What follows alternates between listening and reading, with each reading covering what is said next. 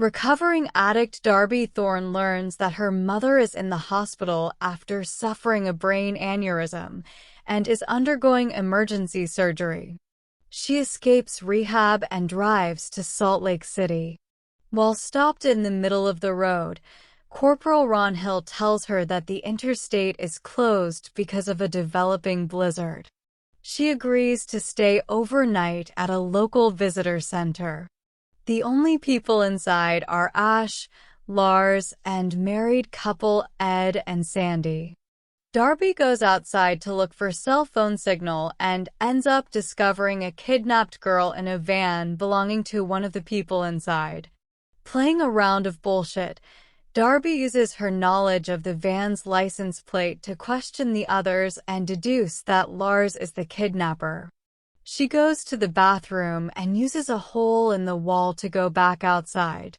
Darby breaks into the van and talks to the girl, promising to save her.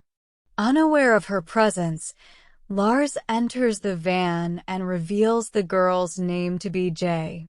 Inside, Ed grows suspicious of Lars's strange behavior. As Lars exits the van to bring Jay some food, Darby goes back inside the cabin through the hole in the wall. Jay has Addison's disease, which can cause an adrenaline overdose if she becomes too stressed. In the bathroom, Darby tells Ash about Jay. Ash agrees to help her. When Darby goes outside, however, Ash reveals that he is Lars's brother and an accomplice in the kidnapping. Ash takes Darby back inside and threatens to kill her if she informs Ed and Sandy about Jay. Outside, Jay cuts herself free and runs into the woods. In the bathroom, Darby attacks Ash, but he gains the upper hand. Lars goes through the hole in the wall and stops his brother from strangling Darby. In the struggle, Darby takes Ash's keys. Ash and Lars force Darby to help them look for Jay. Ash reveals that they are transporting her to their Uncle Kenny, who runs a human trafficking ring, while Lars ignorantly believes it to be finding them better homes. Darby uses a flashlight to blind the kidnappers and runs away. Ash fires his firearm, alerting Ed and Sandy. Ed and Sandy find Jay unconscious in the snow. Darby goes inside the cabin and tells Ed and Sandy about the kidnappers. After locking the entrance, Ed negotiates with Ash and Lars. He promises to give them the car keys if they give Jay the medicine she needs to survive. As Darby hides the keys, Ash and Lars cover the cabin in gasoline. Jay wakes up and identifies Sandy as her maid. A flashback reveals that Sandy helped Ash and Lars take Jay from her home under the agreement she'd be ransomed, unaware of the truth. She agreed to meet with the kidnappers to give them Jay's medicine. In the present, Sandy lets Ash and Lars inside.